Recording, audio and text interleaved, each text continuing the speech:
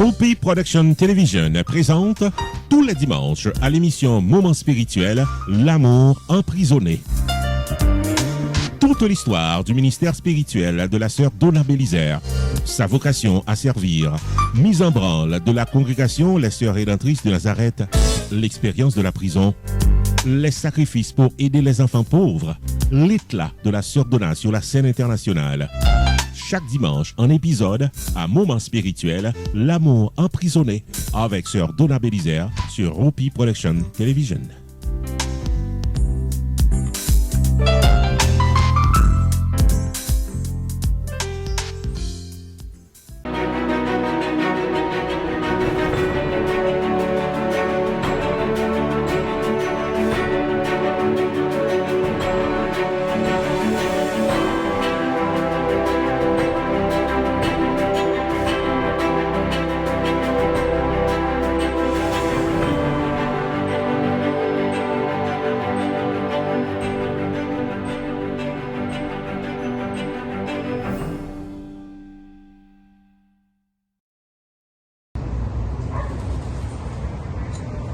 Mes amis, mes fans, mes admirateurs, mes fils et mes filles de par le monde, mes supporters. Encore une fois, votre servante, Sœur Donna, de l'amour, vient vous transmettre les rayons d'amour à travers les rayons du soleil. Viens vous faire communiquer cette énergie vivifiante aujourd'hui. Malgré, je sais que la nature est un peu sombre. Oui, la nature est sombre. Quand la nature est sombre, la nature exprime notre état d'âme. Oui. La nature, je disais toujours, c'est ce qui est resté le plus fidèle au Créateur. La fidélité de la nature m'attire toujours. Et à chaque fois quand je regarde la nature, je dis merci au Seigneur. L'homme devrait rester aussi naturel que la nature. L'homme devrait rester aussi fidèle à leur Créateur que la nature. La nature reste et demeure fidèle, fidèle à son Créateur. Aujourd'hui encore,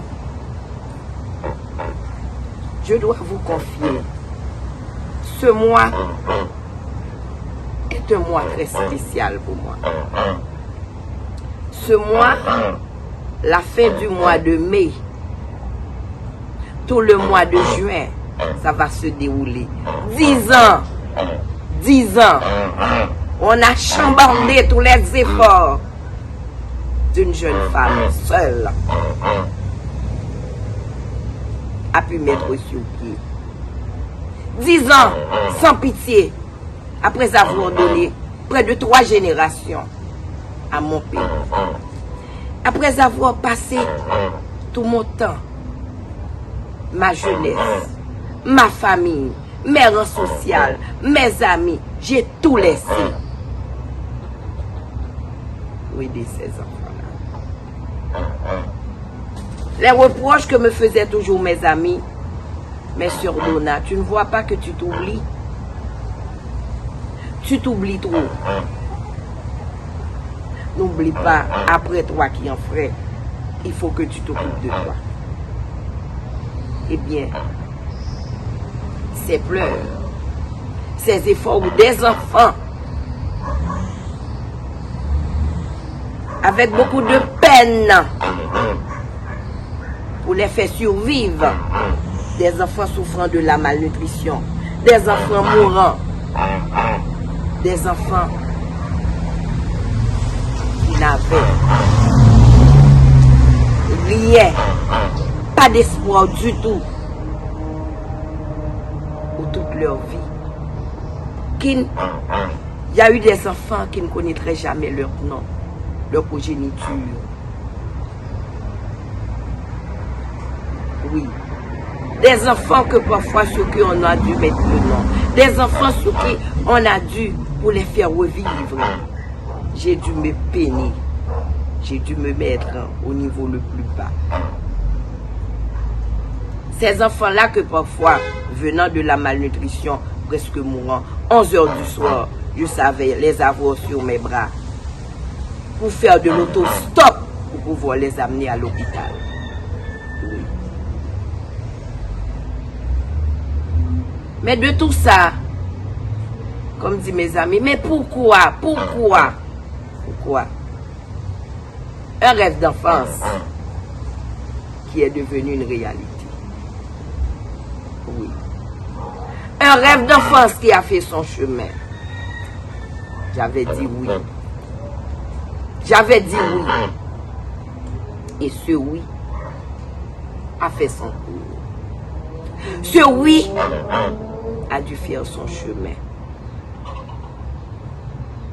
Une compassion de ma tendre enfance. Un appel, une mission. Et l'amour. L'amour qui est plus fort de tout.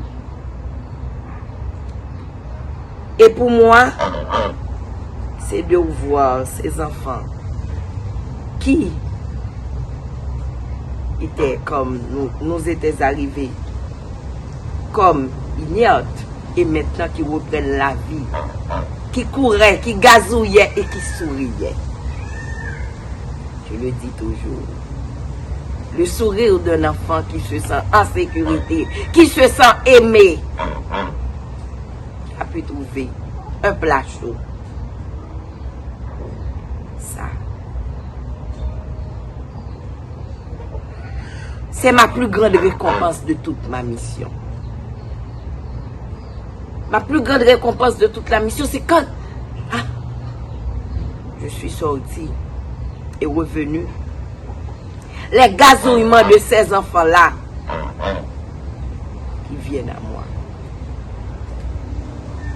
Oui. Avec un cri naturel, même quand parfois on leur dit non. Mais c'est naturel. Un cri débordé que je suis arrivée.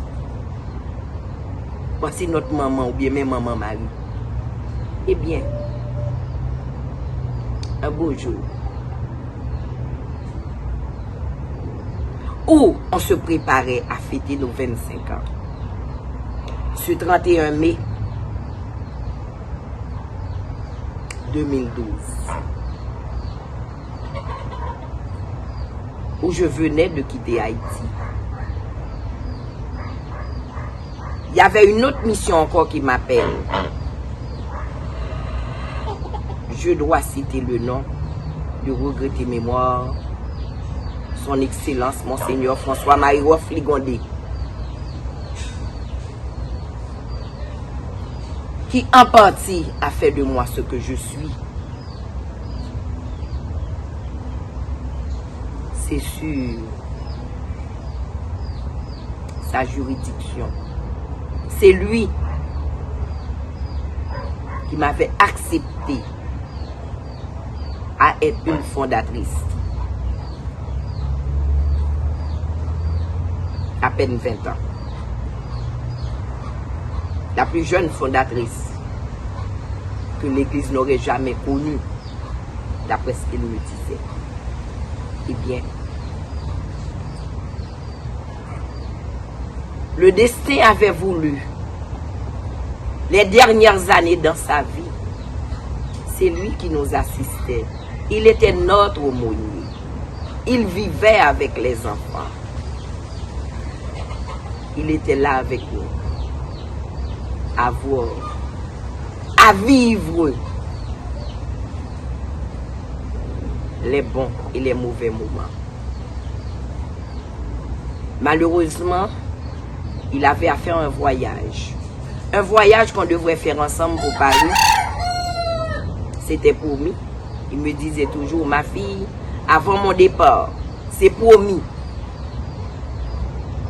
Bien que je savais déjà aller en Europe. Il m'avait dit, il y a des endroits que je devrais vous présenter. À Rome. Oui. Cette année-là, 2012, c'était conclu qu'on fasse ce voyage ensemble.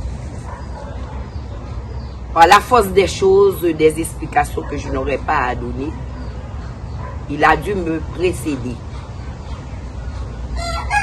Il m'a précédé, j'ai laissé Haïti, de Haïti, je suis entrée à Miami.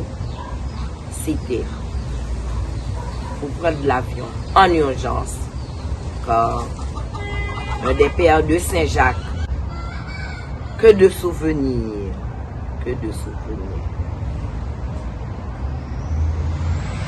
Arrivé à Paris, seulement pour 10 jours, pour me rendre au chevet de Monseigneur Ligondé, chez les pères de Saint-Jacques. Je n'ai passé que 10 jours en Europe.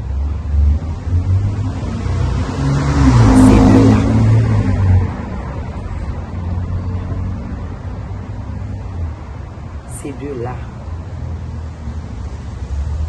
qu'ils ont mijoté ce qui devrait se faire. C'est de là où je me trouvais. Ils ont carrément enlevé les enfants, forcé. Jusqu'ici, des témoins oculaires m'ont dit que l'argent se distribuait. Il y avait toutes sortes de personnes. L'autobus qui était venu pour chercher les enfants. Il y avait tous les défauts d'un coup. Il y a des enfants, malgré qu'ils ne voulaient pas monter d'autobus, où on leur faisait des menaces.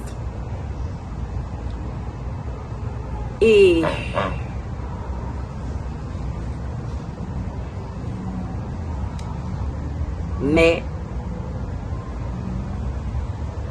j'ai pas osé en parler à Monseigneur. Il était question, bien que on devrait de l'Europe se rendre à New York pour poursuivre ses traitements. Il n'y avait pas longtemps qu'il avait un défibrillateur au cœur, que tous les mois, il devrait suivre son médecin.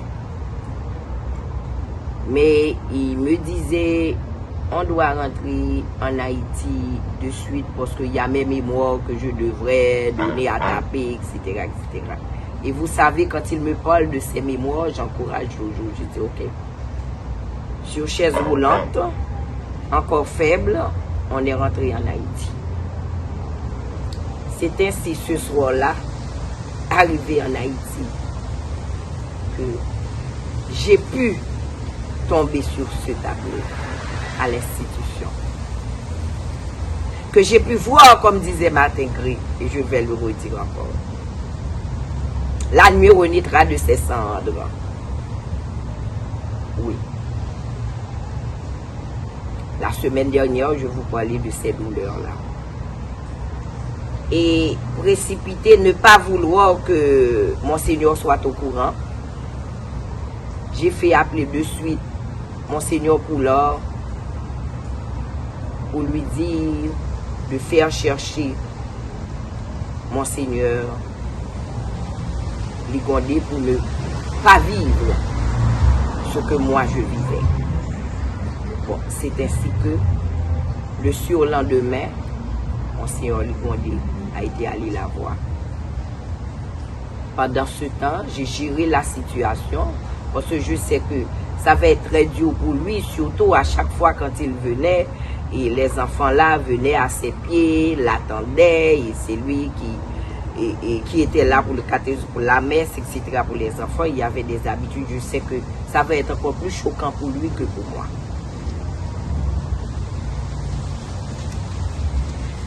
Eh bien, j'ai passé 10 jours à faire le va-et-vient, à placer des appels, juste pour voir les enfants. Parce que les grands me rapportaient, parce que n'oublie pas, on avait des grands qui allaient à l'école ailleurs, me rapportaient tout ce qui s'était passé, les employés étaient là, ne pouvaient pas parler, etc., tout ce qu'il y avait. J'ai dit, mais non. Tout le monde me recommandait de voyager. J'ai dit non. Je ne saurais voyager autant que je ne saurais pas où se trouvent mes enfants. C'est ainsi, certains de mes amis me disent, partout sur Internet, les gens disent, j'ai 25 enfants de Sœur Donna, je veux louer une maison pour les avoir, j'ai 10 enfants de Sœur Donna, on a besoin de l'argent pour les mettre ça dit j'ai 20, ça dit j'ai 5, j'ai... D'ailleurs, j'ai passé ces 10 jours en pleurs, à pleurer, à me poser des questions, à essayer de comprendre ce qui s'était passé. On avait eu beaucoup de persécutions, partout, de toutes les nations. On était toujours achalandés. Mais arrivé à ce niveau, un beau jour comme ça, comme la chute libre du tarot, j'ai vu passer en fumée ma jeunesse, mes espoirs. Ces enfants-là, à chaque fois que j'ai pu les voir grandir, finir l'école, etc., j'ai pu comprendre que j'ai réalisé à chaque étape. Et c'est ainsi, je m'étais dit, après tous ces démarches-là, je me suis rendu au cabinet Mayen-Paul pour avoir un avocat. Et j'ai expliqué ce qui s'était passé. Mais promis, ok, je vais vous accompagner. On a eu un rendez-vous le mardi 19 juin 2012 à 10h. Depuis 10h, j'étais déjà au parquet parce que finalement, j'ai dit, je lui demandais ce que je voulais, c'était aller rencontrer le commissaire du gouvernement pour savoir qu'est-ce qu'on a fait aux enfants. J'insistais. Malgré que pour mes amis, tous mes proches, ce qui était important, c'est tout simplement de partir. J'ai dit non, c'est irresponsable, je ne partirai pas autant que je ne sache pas où se trouvent les enfants. Et voilà, c'est là que nous allons rentrer dans la profondeur de l'histoire. Et c'est de là que je vais avoir mon arrestation, après avoir passé une journée à attendre le commissaire du gouvernement. Mes chers amis, mes fans, cette partie de l'histoire, je veux surtout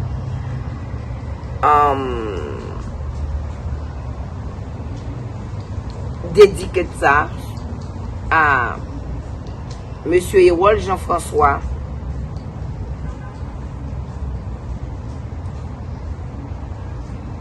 Monsieur Alex Saint-Surin, le directeur général de la Radio Méga, Monsieur Jude de Onsré, de la RPTV,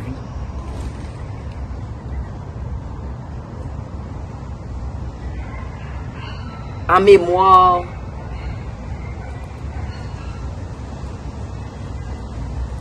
de ma mère, Madame Yves César, née Françoise Pierre-Bélisaire,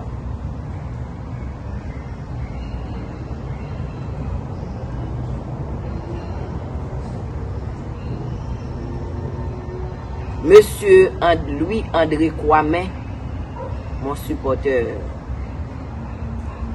la dernière personne qui a dû me parler avant d'avoir mon arrestation. Mes chers amis, vous allez continuer à nous suivre. L'histoire, parfois, je vais retourner encore en arrière pour faire expliquer encore d'autres situations. Mais n'oublie pas ce mois, comme pour vous aussi. L'amour est plus grand que tout. Mais pour aimer, il faut souffrir.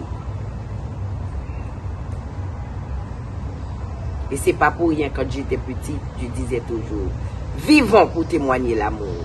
Mes amis, encore une fois, je vous envoie les rayons d'amour. Merci.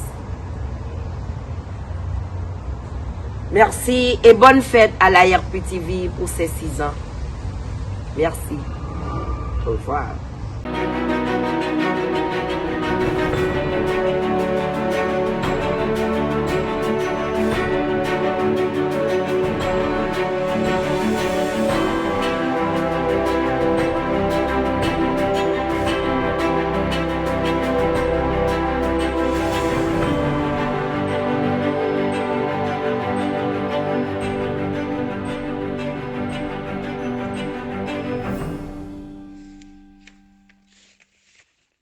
Le moment tant attendu pour cette présentation est venu et c'est avec une joie indicible que moi, frère Ogloiba, me présente sous les ondes pour vous apporter la rubrique sanitaire. Via mon truchement, la communauté ancestrale des Sœurs rédemptrices de Nazareth vous salue bien. Mesdames, Mesdemoiselles, Messieurs, chers internautes, le plaisir est nôtre d'entrer chez vous pour vous apporter ces conseils sanitaires, même quand nous de la communauté ne voulons pas traiter vos malaises ou vous diagnostiquer. Comme vous le savez bien, en cas de malaise ou de symptômes soupçonneux, veillez voir votre spécialiste sanitaire car lui seul peut vous aider à surmonter les méfaits de vos cas exigeants. La dernière fois où nous étions en ligne, nous avions penché sur le cas des femmes attrapées par le cancer du sein. De ce fait, nous avons longuement stipulé que le respirator et le sélénium peuvent grandement aider à l'inhibition des cellules cancéreuses et même à leur apoptose. Nous avions longuement parlé de ces deux éléments, mais aujourd'hui, nous allons continuer de conseiller d'autres éléments capables de vous aider. L'élément d'aujourd'hui que nous allons en plonger et parler, c'est bien le soja. Il y a une différence, comme vous le savez, entre le soja et la sauge. Le soja est un élément protectif, une plante protective contre certaines maniacées. Il apparaît être une alternative même au signal transductionnel inhibitant des drogues et même peut inhiber l'angiogénèse, la prolifération des cellules et la métatase. Les légumes et surtout le soja contient des composés bioactifs classifiés largement comme phytoestrogènes et non pas de l'estrogène, pour ainsi dire. Les phytoestrogènes sont non stéroïdaux et peuvent actuellement inhiber les éléments stéroïdaux, comme l'aromatase. Le plus souvent, les composés phytoestrogéniques n'ont pas d'activité estrogénique, pour ainsi dire. Par exemple, quelques isoflavones de soja peuvent être bénéfiques pour les os alors qu'ils n'ont aucun effet sur les reins. Cela revient à dire que ces composés sont des modulateurs récepteurs estrogéniques mais sélectifs. Les composés phytoestrogéniques incluent diverses plantes telles le curcuma, l'ail et les traces de polyphérone du thé vert. Le soja est non seulement efficace pour le cancer du sein, il en est aussi pour le cancer de la prostate.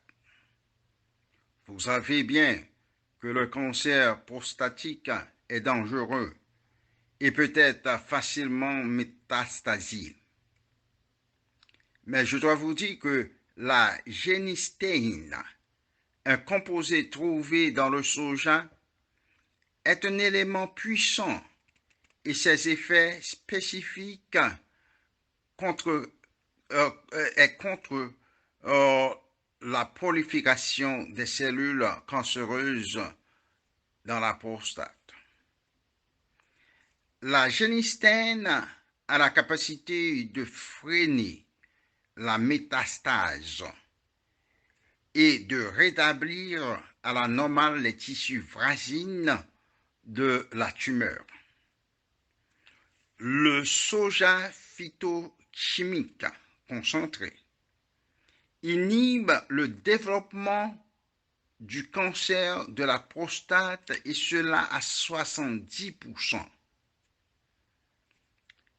Cet élément est aussi capable de freiner la métastase des grumeaux lymphatiques et des tumeurs des poumons.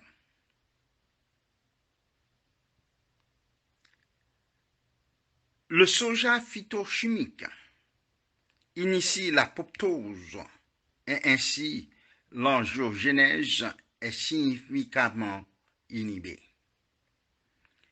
La génistéine, un élément important pour soigner les femmes frappées par le cancer du sein et les hommes affectés par le cancer de la prostate. La génistéine active le récepteur bêta, en même temps ralentit le récepteur alpha, qui est un récepteur de l'estradiol, une protéine néfaste pour la femme. La génistéine, à cet égard, diminue les effets promotoires de l'estradiol. Et comme nous avions dit que l'estradiol est néfaste chez la femme, et ainsi la génistéine peut inhiber la prolifération des cellules tumoriques. La génistéine, alors, aide et acte grandement sur l'aromatase, qui est aussi une enzyme dans le cancer du sein. L'aromatase aussi élève le niveau des cellules cancéreuses chez les hommes et c'est une hormone qui aide à grandir la prostate et cause une tumeur chez l'homme. Je dois vous dire, mesdames, mesdemoiselles et messieurs, que le soja est un aliment réellement efficace et important. Le soja combat aussi d'autres types de cancers, tels gliome, cancer de la vessie, cancer du stomac, mélanome, cancer des poumons, cancer du côlon, cancer du thyroïde et la leucémie. Donc, le soja ajouté comme élément dans l'alimentation peut aider grandement à combattre ce type de cancer. Mesdames, mesdemoiselles, messieurs et internautes, je dois vous dire que le soja est réellement important et nous devons continuer à parler des bénéfices de cette plante. Mais il nous faut retourner la semaine prochaine pour continuer avec notre rubrique sanitaire. Nous aurons à parler plus amplement du soja et de ses composés anticancérigènes, son efficacité, etc. Et surtout en tant que combattant des radicaux libres qui sont autour de nous et qui nous fait la guerre tout le jour, tout le temps. Ces éléments nous font guerre à outrance et nous devons avoir un moyen de les combattre. Mesdames, Mesdemoiselles, Messieurs, chers amis internautes, nous vous disons bonne semaine et bonne santé et à la semaine prochaine.